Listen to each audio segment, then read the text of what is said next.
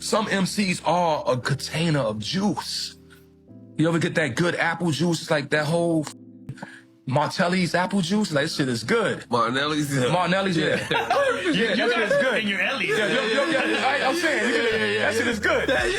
But some MCs is the concentrated apple juice. You gotta add water to this nigga. You know what I mean? Right. Rakim is that. Right. You gotta add water. Dre got a formula. It always works for him. And, you know, it's gangster rap. You know what I mean? And he feels, you know. But I had to let him know, like, come on, Dre, I've been there, did that. I don't think, you know, people want to hear, you know, ride, go, you know, take it back to the streets. I would get a little grimier than I usually would, but it was still, you know, not cross the line as far as he wanted me to. He wanted me to tell stories and, I guess, be a little disrespectful. The thing that I always said was like, Dre, man, we've been there, done that. I used to always run that by him, thinking he'd catch on, but like, nah, you know, this is what it is, and you know, this is what they respect. So, you know, we tried. We did a couple joints here and there. Dr. Dre was used to being the one in charge. He built careers from scratch, taking raw voices and turning them into platinum-selling legends. For years, artists walked into his studio hoping to catch that magic. But one day, inside the Aftermath studio, something unexpected happened. The quietest man in the room shook the entire empire. No shouting, no drama, no threats, just silence and one cold decision that would echo through hip-hop history. That was the moment Rakim showed Dr. Dre just how powerful he really was. The year was 2000. Rakim, the man many fans called the God MC, had just signed a deal with Aftermath Entertainment, Dr. Dre's powerhouse label. This wasn't just another album deal. People saw it as a legendary comeback and possibly the biggest moment of his career. The project was titled Oh My God, and the streets were already buzzing with excitement. This was the same lyrical mastermind who changed the entire rhyme game back in the late 80s. His style shaped artists like Nas, Jay-Z, Eminem, and almost every serious lyricist who came after him. Now imagine that same legend teaming up with the most powerful producer of the new millennium,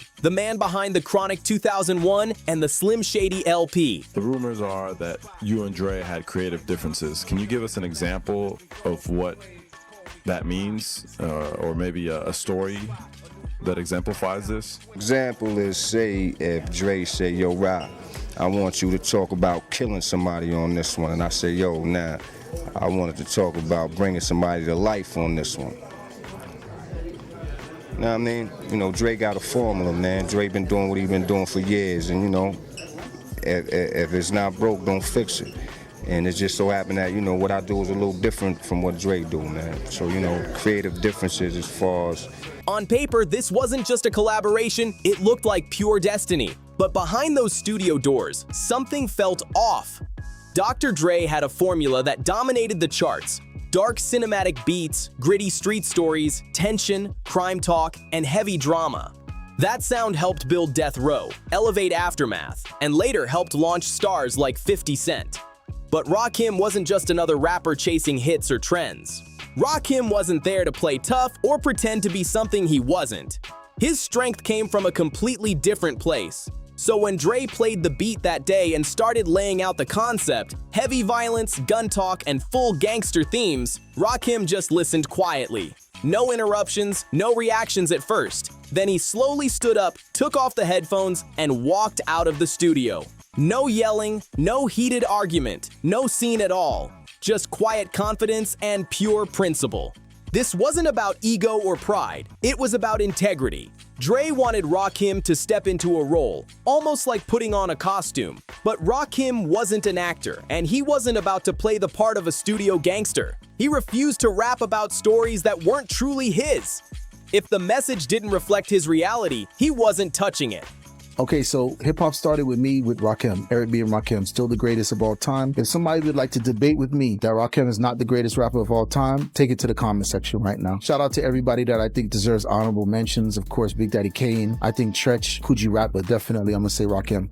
Rakim didn't raise his voice or disrespect Dre. Instead, he did something even more powerful. He simply spoke the truth and stepped away. Because unlike many artists before him, Rakim didn't need Dr. Dre to validate his legacy. In fact, at that moment, the situation looked more like a clash of two worlds. A legendary MC versus a hit-making formula. Dr. Dre had a system that worked almost every time. His sound was cinematic, massive, and dramatic, pounding drums, deep bass, and larger-than-life street stories about danger, survival, revenge, and pressure. That formula built entire careers. It worked with Snoop Dogg, it worked with Eminem, and later it helped turn 50 Cent into a global powerhouse. But Rakim wasn't just another rapper walking into Dre's studio. This was Rakim Allah, the blueprint, the pioneer, the artist who changed how rap lyrics were written back in the late 80s. He didn't come from the gangster rap lane. His style came from knowledge, awareness, and razor-sharp lyrical precision. His name was already respected across the entire culture. So when he stepped into Aftermath, he arrived with his own direction, his own ideas, and a completely different vision. Something deeper, more universal, and even spiritual. Rakim wanted something deeper, something more elevated, but Dre kept pushing toward the usual formula, the sound and themes that had already proven to dominate the charts. The problem was, that style simply wasn't Rakim. He never built his name on fake stories or exaggerated street tales. If he didn't live it, he wouldn't rap it. And just like that, the tension was clear. The God MC versus the industry formula. What Rakim wrote in his 2 albums, you know what I mean? And didn't curse.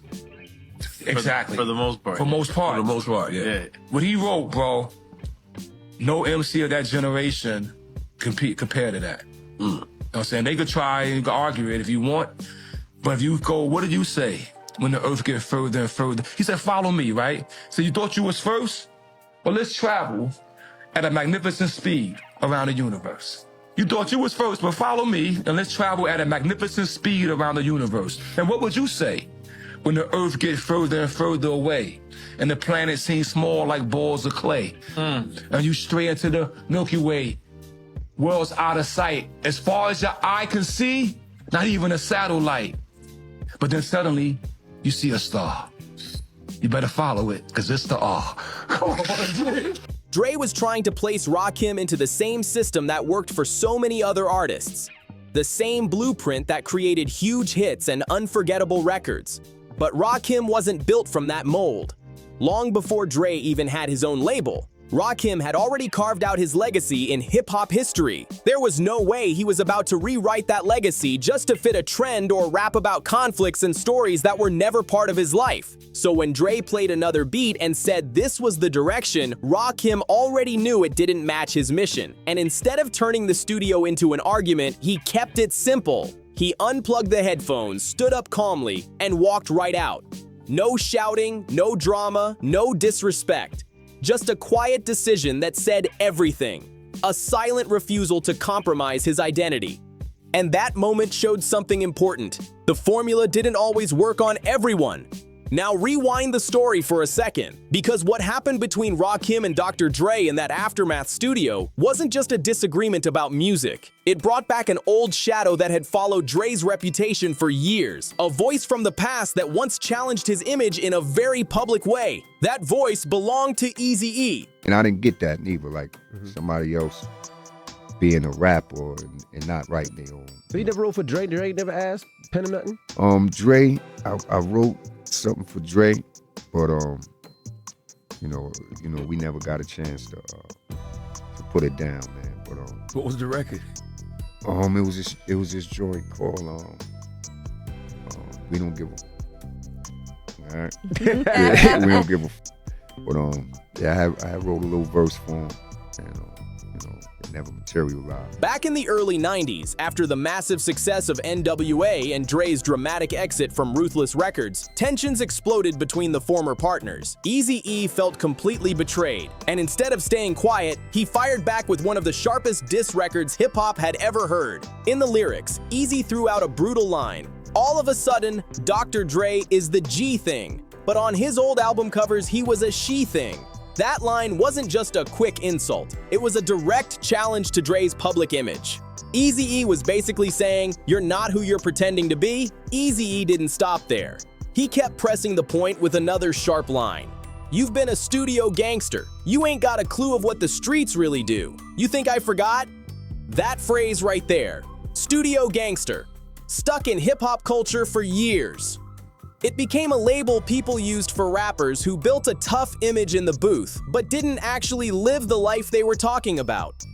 Artists creating a street character instead of speaking from real experience. You know, Dre, you know, he make his kind of music and I like to make my kind. And, you know, we ain't understand how different we was until we got in the studio and started working together. But, you know what I mean? Didn't work out, but hopefully in the future we can hook up, do a, you know, little joint together or something. And take it from there. Word up. Have you guys talked recently at all? Or Nah, the last I spoke to him, man, was, you know, I did something for him. And, maybe it was like a year ago when he just started, you know, put together his album, did something on one of the tracks, but I don't know which songs is making his album, but. In interviews around that time, Dre often brushed off the accusations, even saying things like, "Don't believe everything you hear." But the phrase had already spread across the culture, and people kept repeating it. Now jump ahead to the year 2000. Dr. Dre was already a dominant super producer, running Aftermath and shaping the sound of a new era. Then he signs Rakim, one of the most respected and authentic lyricists in hip-hop history. On paper, it looked like a legendary partnership ready to shake the whole industry. But when Dre started presenting beats packed with dark energy and pushing heavy street themes, the direction didn't match Rakim's style. Dre wanted that gritty, dramatic sound that had worked so many times before. The message was clear: lean into that street narrative. Rakim wasn't built for that image, though. He wasn't about to create stories just to boost sales or follow a trend. Rakim was he had the biggest gap from artists recording next to him at the time. I think everyone was on he was on a different wavelength. When everybody was rapping, and don't suck back, and I with brand, I sit day, and I think, and I thought Run and Run DMC. I thought Run was the first person with the most charisma on stage that we've ever seen. But he was rapping when Run was rapping like with my Adidas. Rakim was rapping like, I'm Arsenal. I done delivery. He was rapping so far ahead of everyone else at the time that I don't think there's ever been a rapper with a bigger gap. The moment the direction started moving towards something that didn't reflect who he was, Rakim made his move. No yelling, no public fight, no diss tracks flying back and forth. He simply walked away from the situation.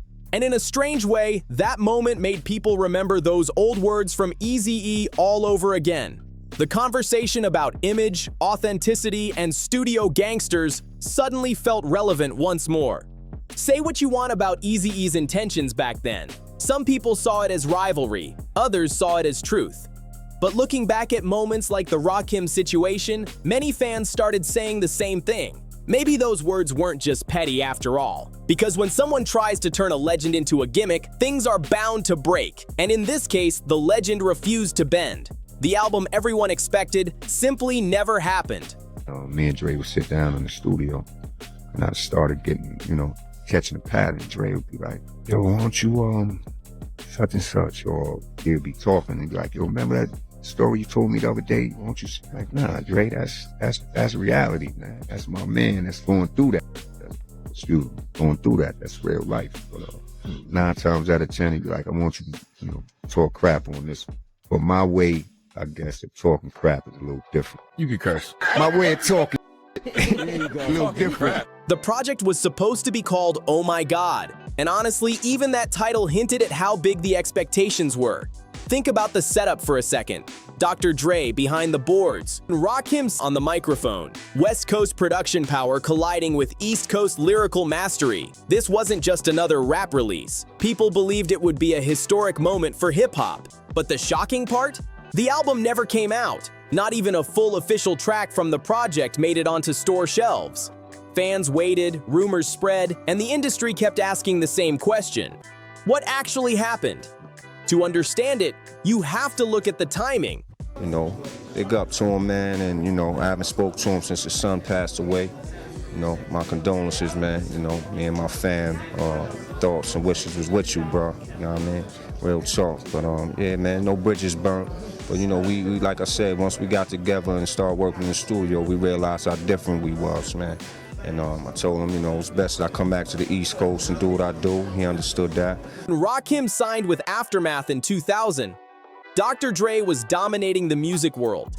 The Chronic 2001 had already rebuilt his career in a huge way. He had pushed Eminem into global superstardom, and the groundwork was being set for the rise of 50 Cent. At that point, almost everything Dre touched seemed to turn into gold. But here's the key detail. Dre's system worked best when he had full creative control. With Eminem, he helped shape the sound, the presentation, and the entire direction. When 50 Cent arrived later, a similar formula helped build his image and momentum. Rakim, however, was a completely different situation. He didn't walk into Aftermath as a rookie looking for guidance. He arrived as a fully established icon. His voice, his message, his style, and his subject matter had already been defined for years. His artistic identity was locked in solid, and that's exactly where the tension began. So what happens when two powerful creative visions refuse to line up? You get a complete stalemate. The studio sessions definitely happened. Beats were played, verses were written, and tracks were recorded. But the chemistry people expected just wasn't there. Something about the collaboration never fully clicked. This is a photo of Rakim and Dr. Dre and Eminem, but he's not part of the story. This is from when these guys were working on an album that could have been the greatest hip-hop album ever. Can you imagine Rakim's flow, Rakim's voice, Rakim's rhymes over this man's beats? Oh my God. It almost happened. In 2000, Rakim signed with Aftermath, thinking Dre would produce his next album. Why did your album with Dr. Dre never get finished and not come out? Well, me and Dre, we had two different ideas of how the album was supposed to sound. You know, Dre at the time, his formula, I guess, was you know, the gangster rap. Reports later suggested that some of Rakim's recorded verses were cut apart, remixed, or quietly reused in other Aftermath-related projects. Small pieces of the work slipped out here and there. One track called Rakim ended up appearing on the 8 Mile soundtrack. Another verse surfaced on Truth Hurt's Addictive, a record produced by Dre. These were tiny glimpses of what those sessions might have sounded like. Behind the scenes, people in the industry whispered that 20 to 30 songs may have been recorded during that time. That's a huge amount of material. But despite all that work, none of those songs were officially released as part of the album. Rakim didn't just walk away immediately either. He stayed with Aftermath for nearly 3 years, from 2000 until 2003, trying to find a way to make the project work. He kept pushing to create something that could balance his own message with Dre's powerful production style. But eventually, the pressure, the creative differences, and the constant back and forth became too much. And just like that, one of the most anticipated hip-hop albums of the early 2000s disappeared. No official track list, no release date, no final explanation. Just a mysterious project locked away somewhere in the Aftermath vault. That's why the story still fascinates fans today. Oh My God had all the ingredients to become a classic. Instead, it turned into one of hip-hop's biggest unanswered questions. The legendary album that almost existed. In hip-hop, the usual rule is simple. If someone takes a shot at you and you stay quiet, people assume you lost. They think you folded under pressure. Just trying to keep my ID. But you go out to California, you trying to make moves in your career, and so I was trying to fit in and not be difficult to work with, or a diva or whatever, man. Because I do have my certain style of music that I like to write to. I got my way, that I like to get down. But you out there, you try to fit in and just let people know you're ready to work. But Rakim flipped that entire mindset upside down. When Dr. Dre, one of the most powerful producers in rap history, tried to guide Rakim toward a gangster image that didn't match his truth, Rakim responded in a completely different way. He didn't fire back with a diss track. He didn't run to radio interviews on Hot 97. He didn't go on TV calling Dre out. There were no sneak disses hidden in verses, no public arguments, nothing like that. Instead, Rakim simply stepped away from the situation. And that's what made the moment so powerful. In a culture where attention is everything and controversy brings clicks, Rakim showed that real strength doesn't always need a spotlight. Sometimes the strongest move is refusing to play the game at all. Let's be honest for a second. Hip-hop has always been a place where conflicts quickly turn into music. Artists get called out, then suddenly a response record drops the next day. Entire mixtapes are built around rap battles, and even silence can get twisted into a sign of weakness. But Rakim moved differently. He didn't need the noise, and he didn't need to prove himself with another verse. His reputation already spoke louder than any diss record ever could. By the time he signed with Aftermath in 2000, Rakim was already respected as a legend among legends.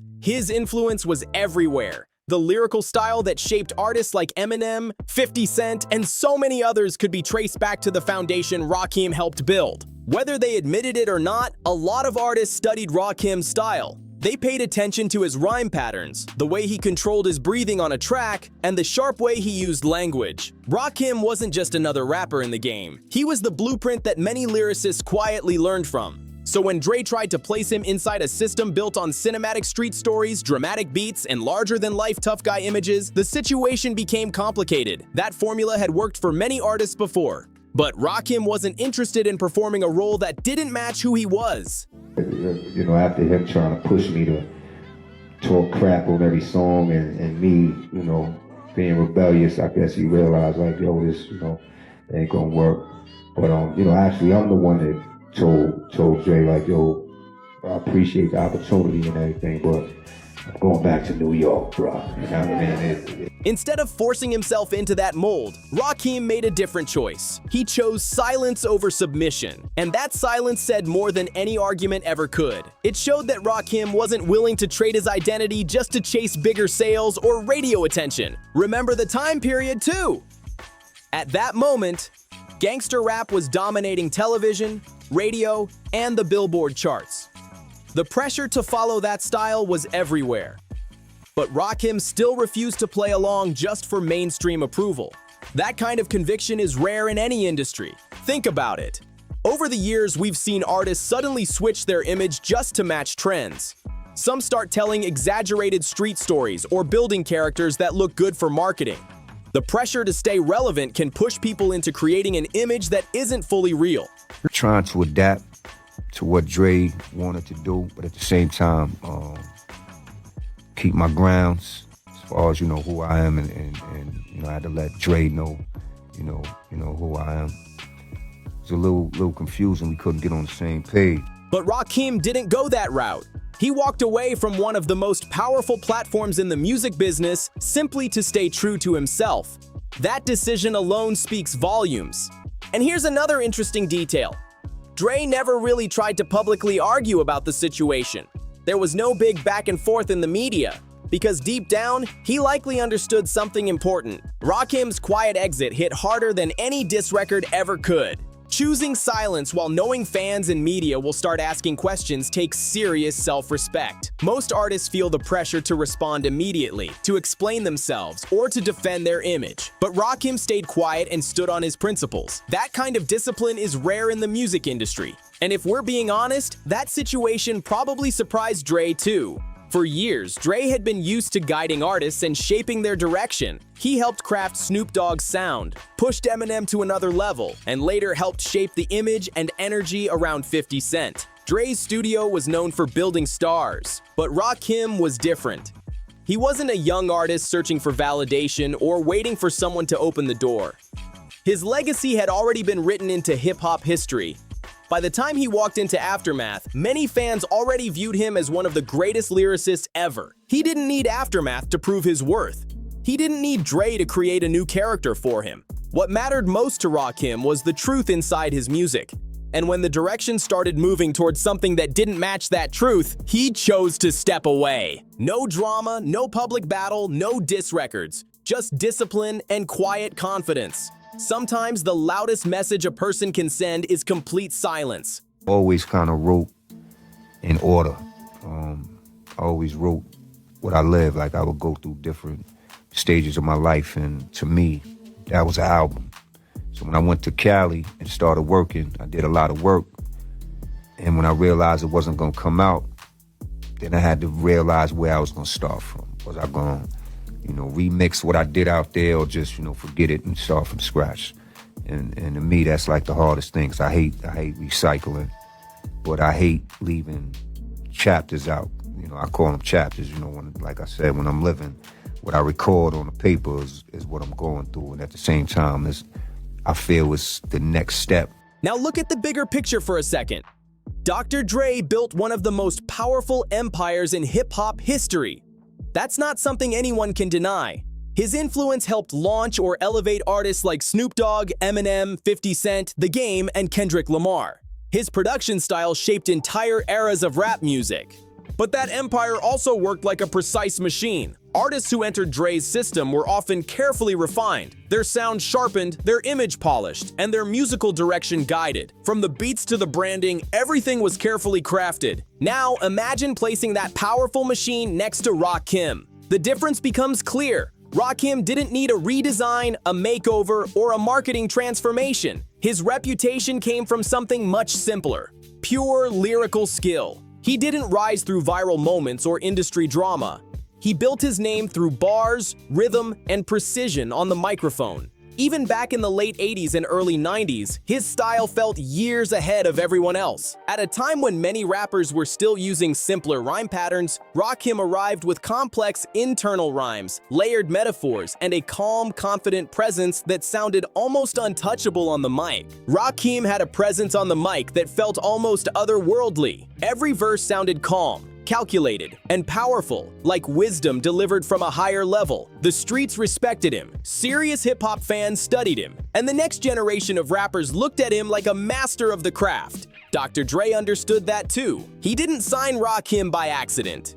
Dre knew exactly who he was bringing into Aftermath. The idea probably sounded unstoppable. Take one of the greatest lyricists ever and combine him with Dre's legendary production formula. In theory, that combination could have created one of the greatest rap albums of all time. But Dre underestimated one important detail. Rakim wasn't the type of artist you could simply plug into a system. His music didn't come from marketing plans or gangster storylines designed for radio. His art came from something deeper: truth, knowledge, reflection, and spiritual awareness. And that kind of message doesn't always mix easily with aggressive street narratives or heavy club-style production. That's where the real conflict appeared. It wasn't just a difference in sound, it was a difference in philosophy. Principle versus product. Rakim's legacy was built on authenticity and shaping the intellectual side of hip-hop. Dre's empire, on the other hand, was engineered like a powerful machine designed to dominate charts and build massive stars. One approach focused on timeless lyrical influence, while the other focused on creating unstoppable commercial momentum. So when those two worlds collided, something had to give, and in this case, the machine blinked first. Because Rakim wasn't an artist who could be mass-produced or reshaped for a formula. He wasn't simply part of hip-hop history. He helped build its foundation, which leads to the big mystery everyone still talks about today. If Rakim and Dr. Dre really spent years in the studio together, where is the music? What happened to all those tracks people claimed were recorded? And how did one of the most anticipated collaborations in rap history turn into one of hip-hop's biggest unanswered questions? Let's look closer. When Rakim signed with Aftermath in 2000, the announcement shook the entire industry. This wasn't a new artist getting his first deal. This was a certified legend joining forces with one of the most powerful producers in music. This was Rakim, the legendary God MC. Linking up with the man who reshaped the sound of West Coast hip-hop. Fans everywhere were expecting something historic. People imagined a culture-shifting album, a powerful fusion of East Coast lyrical intelligence and West Coast production mastery. The project even had a title floating around, Oh My God, and according to Rakim himself, the studio work was real. They didn't just meet once or twice, they recorded a lot of material. Some insiders claimed there were around 20 tracks. Others believed the number could be closer to 30 songs. Full studio sessions, verses, hooks, and complete records were being created behind closed doors. But here's where the real problem started: direction. Dre had a very clear vision. His sound at that time was dark, cinematic, and heavily built around intense street themes. Think about the energy of the Chronic 2001 or the gritty storytelling that would later define projects like Get Rich or Die Tryin'. That dramatic style had already proven to dominate the charts. Dre wanted Rakim to move inside that formula, but Rakim walked into the studio with a completely different message. His focus was on elevation, awareness, spirituality, and responsibility. He wasn't interested in building songs around violent fantasies or exaggerated gangster characters. That difference in philosophy slowly started tearing the project apart. Month after month, the sessions continued, but the tension never really disappeared. Tracks would be recorded, then quietly shelved. Beats would be produced, then completely reworked. Verses would be written, then removed from the final versions. Meanwhile, the label itself was shifting focus. Eminem was exploding into global superstardom, and soon another major name entered the picture: 50 Cent. The momentum around those projects was massive. As the business machine kept moving forward, Rakim's album kept getting pushed further into the background, until eventually it disappeared completely. No big announcement, no official cancellation, just silence. A few small pieces of those sessions managed to surface though. The track Rakim, which appeared on the 8 Mile soundtrack, is one of the closest glimpses fans ever got of what that mysterious collaboration might have sounded like. The track Rakim gave fans a small taste of what those sessions sounded like. You could hear Rakim's classic delivery, smooth, layered, and sharp, riding over a Dre-style beat. It had that polished Aftermath sound mixed with Rakim's calm lyrical control. But even that record wasn't heavily pushed or promoted. Another moment came when Rakim appeared briefly on Truth Hurt's song, Addictive. His presence reminded everyone that the legend was still active in the studio. But it still didn't feel like the full return people were waiting for. Fans knew there had to be more music hiding somewhere behind the scenes. Beyond those small glimpses, everything else slowly turned into myth. Tracks that were recorded but never released. Songs that were never fully mixed. Entire sessions that disappeared without explanation. And here's the wild part. Those recordings are believed to still be locked away inside the Aftermath vaults. No official leaks, no demo versions, not even rough snippets floating around online. In an era where almost everything eventually leaks, that silence is shocking. But Dre has always been known for running a tight operation. Unreleased music inside his camp rarely escapes. Even his own long-rumored projects like Detox became legendary for disappearing into the vault. That means the Rakim sessions might remain hidden forever. And for hip-hop fans, that's frustrating. Because in a different timeline, if both sides had found the right balance, the result could have been incredible. Imagine it for a second. Rakim's thoughtful lyricism mixed with Dre's cinematic production at full power. That combination had the potential to reshape the sound of an entire era. Instead, all that remains are stories, interviews, and quiet rumors passed around by people who were close to those sessions. And one question that hip-hop fans have been asking for more than 20 years: what if? What if Rakim had adjusted the direction just a little? What if Dre had relaxed the formula and let Rakim fully lead the message? What if the industry had given that project more time to breathe? We may never know the answers. But one thing is certain, somewhere out there, the music still exists. On a hard drive, inside a vault, or stored on an old studio server, waiting quietly in the dark. And maybe one day it will finally surface. Until that moment comes, Oh My God remains one of hip-hop's greatest lost albums. The legendary project that almost changed everything. Rakim never needed viral moments or messy headlines to stay relevant. His pen did all the talking, and the greatest rappers in the game paid attention. The legends didn't just listen to Rakim, they studied him. Jay-Z has spoken about his influence. Eminem has mentioned in interviews that Rakim was one of the artists who inspired his own lyrical approach. Even Dr. Dre, years after the Aftermath situation, has still spoken about Rakim with deep respect. Because Rakim didn't just influence rappers, he influenced the architects of hip-hop culture. Many of the artists who eventually reached the top looked back and pointed to Rakim as one of the reasons they even started rapping in the first place. His style, his discipline, and his message left a blueprint that shaped generations. And sometimes staying true to your identity is more powerful than chasing attention. The album Oh My God may have never dropped, and the full songs from those sessions might never reach the public. But the message behind the story is clear.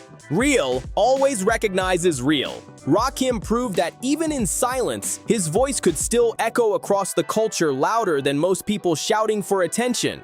Some people run toward fame, others walk away from it and become legends. If you enjoyed this story, make sure to like the video, subscribe to the channel, share it with other hip-hop fans, and drop a comment below with your thoughts. Would that Rakim and Dr. Dre album have been a classic?